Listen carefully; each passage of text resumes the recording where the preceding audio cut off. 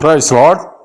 பிலிப்பியர் புஸ்தகம் 4ஆம் அதிகாரம் 4ஆம் வசனத்தில் கர்த்தருக்குள் எப்பொழுதும் சந்தோஷமாயிருங்கள் என்று மறுபடியும் சொல்லுகிறேன். ஆமேன். கர்த்தருக்குள் பிரியமானவர்களே, தேவனுடைய பிள்ளைகள் உலகம் தருகிறவைகளில் சந்தோஷப்படக்கூடாது. அதாவது உலக ஆசீர்வாதங்களில் சந்தோஷப்படக்கூடாது. காரணம், உலக ஆசீர்வாதமானது நிலையானது அல்ல. நிலையற்றவைகளில் சந்தோஷத்தை வைக்கும்போது அவைகள் அழிந்து போனால் நமது சந்தோஷம் என்னாகும் என்பதை நாம் இந்த நேரத்திலும் சிந்தித்து பார்க்க வேண்டும். பிரியமானவர்களே, உலக பொருட்களில் சந்தோஷமாய் இருக்கவே கூடாது. விசுவாசிகள் உலகத்திற்கு உரியவர்கள் அல்ல என்பதை முதலாவது நினைவில் கொள்ள வேண்டும்.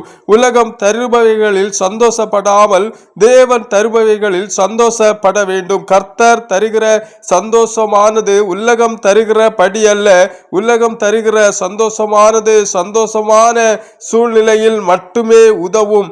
ஆனால் கர்த்தர் தருகிற சந்தோஷமானது மிகுந்த துன்பத்தின் மத்தியிலும் அசையாமல் நிலைத்திருக்கும். சூழ்நிலையிலும் நம்முடைய சந்தோஷத்தின் உறைவிடமாய் கர்த்தராகிய இயேசு கிறிஸ்து இருக்கிறார் என்பதை நாம் உணர வேண்டும்.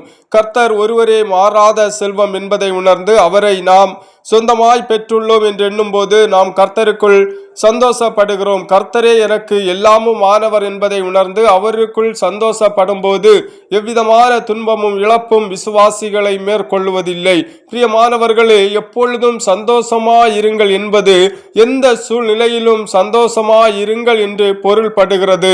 உலகம் தருகிற அநித்தியமான சந்தோஷத்தை வெறுத்து தேவனுடைய ஜனங்களுடன் இணைந்து துன்பத்தை அனுபவிப்பதை மோசே தெரிந்து கொண்டான். அவனுடைய துன்பமானது அவனுடைய சந்தோஷத்தை கெடுக்கவில்லை. காரணம், மோசே தன்னுடைய சந்தோஷத்தை கர்த்தருக்குள் வைத்திருந்தான். பிரியமானவர்களே, பவுலும் சீலாவும் சிறைச்சாலையிலே இருந்த பொழுது அது அவர்களுக்கு ஒரு தடையாக இருக்கவில்லை. தேவனை பாடி சந்தோஷமாய் துதித்தார்கள் என்று வேதம் சொல்லுகின்றது. பிரியமானவர்களே, இந்த நாளிலும் சூழ்நிலைகளை பார்த்து கலங்காதிருங்கள், வெட்கப்படாதிருங்கள்.